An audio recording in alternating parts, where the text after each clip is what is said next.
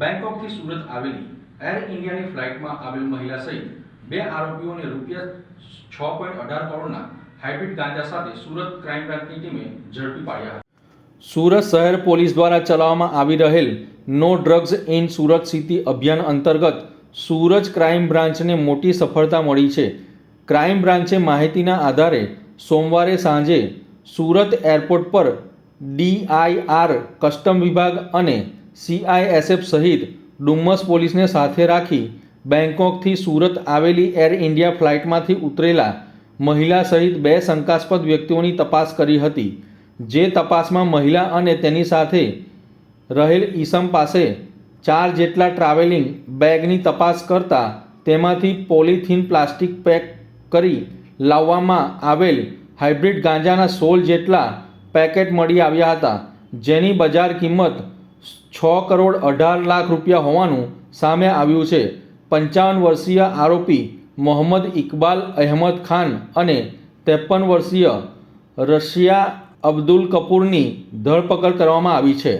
આરોપીઓની પૂછપરછમાં બેંકોકથી સુરત આવેલી air India એક્સપ્રેસવેની ફ્લાઇટમાં આરોપીઓ 4 બેગમાં આ હાઇબ્રિડ ગાંજો લઈ આવ્યા હતા।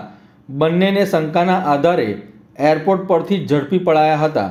જે ટ્રાવેલ બેગમાંથી 16 જેટલા પારદર્શક પોલિથીનમાંથી હાઇબ્રિડ ગાંજો મળી આવ્યો હતો, તેની કિંમત ₹6.18 કરોડનો 17.600 કિલોગ્રામ ગાંજો રોકડા રૂપિયા સહિત ₹17.5 કરોડનો મુદ્દામાલ કબજે કરવામાં આવ્યો હતો। ઝડપાયેલ બંને આરોપી મોહમ્મદ ઇકબાલ અહેમદ ખાન અને રશિયા અબ્દુલ કપૂર ચેન્નાઈના તમિલનાડુના વતની હોવાનું જાણવા મળી રહ્યું છે। આરોપીઓએ અલગ અલગ બેગમાં અંડર કવર ગ્રીપ બનાવ્યા હતા, જે કવરમાં ગાંજાના અલગ અલગ પેકેટ છુપાવવામાં આવ્યા હતા। જ્યાં એરપોર્ટ બહાર હાઇબ્રિડ ગાંજાની ડિલિવરી લેવા માટે આવેલ તમીમ અંસારીને પણ ક્રાઇમ બ્રાન્ચે ઝડપી પાડ્યો હતો। ત્રણેય આરોપીઓની ઊંડાણપૂર્વક પૂછપરછમાં મોટો ખુલાસો થયો હતો।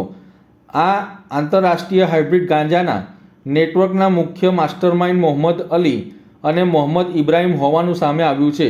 જે બંનેના નશાના સોદાગરો મૂળ તમિલનાડુના વતની હોવાનું તપાસમાં સામે આવ્યું છે, જે હાલ બેંકોક અને મલેશિયામાં સ્થાયી હોવાનું ઝડપાયેલ આરોપીઓની પૂછપરછમાં સામે આવ્યું હતું।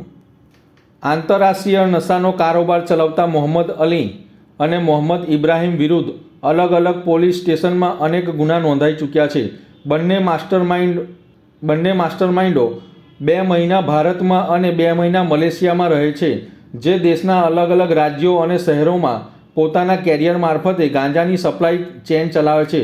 જે નેટવર્ક સંભાળવાનું કામ તમીમ અંસારી કરે છે। માલની ડિલિવરી લેવા તમીમ અંસારી સ્પેશિયલ ચેન્નાઈથી સુરત આવ્યો હતો, જે માલ પરત લઈ ચેન્નાઈ જવાનો હોવાથી ઘટસ્ફોટ થયો હતો। તમીમ અંસારી નીચે પણ અન્ય એક ઈસમ માલ સપ્લાયની ચેન ચલાવે છે। તમીમ અંસારી દેશના અલગ અલગ રાજ્યોમાં 17 જેટલી ટ્રીપ મારી ચૂક્યો છે, જ્યારે નશાના કારોબારનો મુખ્ય માસ્ટરમાઇન્ડ મોહમ્મદ અલી હાલ બેંકોકમાં હોવાનું આરોપીઓની પૂછપરછમાં બહાર આવ્યું છે। ક્રાઇમ બ્રાન્ચની તપાસમાં આંતરરાષ્ટ્રીય હાઇબ્રિડ ગાંજાના આ નેટવર્કને ટ્રાવેલ બેગમાં હાઇબ્રિડ ગાંજાની ગ્રીપ ફિટિંગનું કામ મોહમ્મદ અલી કરતો હોવાનું ખુલાસો થયો છે, જ્યારે મોહમ્મદ ઇબ્રાહિમ હાઇબ્રિડ ગાંજાના વેચાણનું સમગ્ર રેકેટ ચલાવે છે। જે તપાસમાં ઘણી ચોંકાવનારી હકીકતો ક્રાઇમ બ્રાન્ચના હાથે લાગી છે।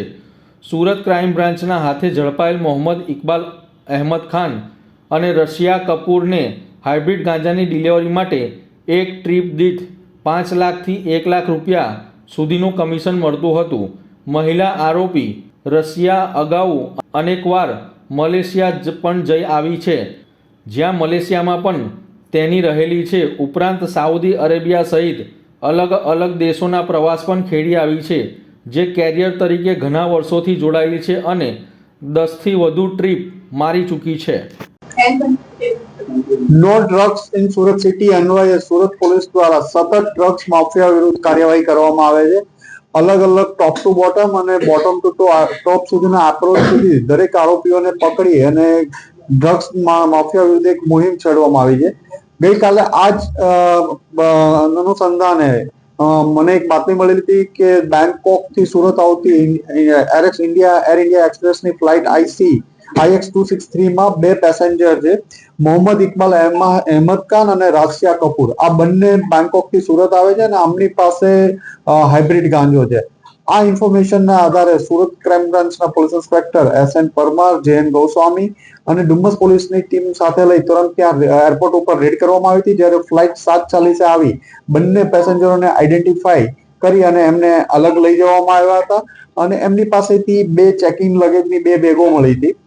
આ તપાસમાં CISF, air intelligence unit, DRI વગેરેને પણ સાથે લેવામાં આવ્યા હતા અને સાથે મળી આમની બંને બેગો ખોલવાની પ્રોસીજર કરવામાં આવી હતી. તો આ બંને બેગોમાં બીજી 2 બેગ અંદર બીજી મળી હતી, તો ટોટલ 4 બેગ થઈ. આ ચારે બેગના દરેક સાઈડના cover, double bag cover pack કરીને રાખવામાં આવ્યા હતા. આ કવર હટાવતા દરેક નીચેથી 2 પેકેટ મળ્યા હતા. આમ કુલ 4 બેગમાંથી 16 પેકેટ અમને મળી આવ્યા હતા, જેનું વજન કરતા અંદાજે 17.600 ગ્રામ જેટલું એમનું વજન થયેલું હતું. આમને કાર્બન પેપર, ફોઇલ પેપર વગેરેથી કવર કરવામાં આવ્યા હતા અને કન્સીલ કરીને બેગમાં કેવિટી બનાવીને લાવવામાં આવ્યા હતા.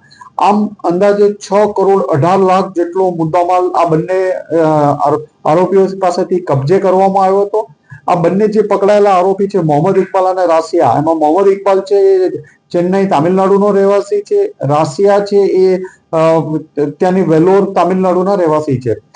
આ બંને આગળ એક તમીમ ઇબ્રાહિમ અંસારીને આપવાના હતા અને તમીમ એ પણ ચેન્નઈનો રહેવાસી છે, એ સુરત આવ્યો છે. એ બાતમી આધારે ક્રાઇમ બ્રાન્ચની બીજી ટીમે એને એરપોર્ટ પાસેથી પકડી લીધો અને ત્રણેયની ધરપકડ કરવામાં આવી છે અને 6.18 કરોડ જેટલોનો મુદ્દામાલ કબજે કરવામાં આવ્યો છે. આ લોકોની પૂછપરછ દરમિયાન એક જાણવા મળ્યું હતું કે મોહમ્મદ અલી અને મોહમ્મદ ઇબ્રાહિમ નામના 2 ઇસમો આખું નેક્સસ ચલાવે છે. આ બંને મૂળ તામિલનાડુના છે, હાલ બેંકોક અને મલેશિયા રહે છે. તામિલનાડુમાં એમના વિરુદ્ધ અલગ અલગ ગુનાઓ NDPS ના દાખલ થયેલા છે, જેથી એ અહીંથી ઇન્ડિયા છોડી બેંકોક 2 મહિના બેંકોક રહે, 2 મહિના મલેશિયા રહે અને ત્યાંથી આખું નેટવર્ક આ લોકો ચલાવે છે. અલગ અલગ ભારતના અલગ અલગ રાજ્યોમાં, અલગ અલગ શહેરોમાં આ પોતાના કેરિયરો મારફતે માલ મોકલતા હોય છે અને એમાંનો જ એક મેઇન માણસ એમનો તમીમ આજે આપણને મળી આવ્યો છે. તમીમ એમનું નેટવર્ક ઘણું બધું સંભાળે છે. આ માલ લઈ એને આગળ મોહમ્મદ અલી અને ઇબ્રાહિમ જેને કે એમને માલ આપવાનો હતો, એટલે ડિલિવરી લેવા માટે આ લોકો પાસેથી સ્પેશિયલ તમીમ ત્યાંથી ચેન્નઈથી અહીંયા આવ્યો હતો. તમીમનો બીજો એક માણસ પણ લાસ્ટ યર પકડાણો તો 1.5 કિલો સાથે. તમીમ પોતે પણ 15 થી 17 ટ્રીપ મારી આવ્યો છે અને અલગ અલગ રાજ્યોમાં માલ વેચી ચૂકેલો છે.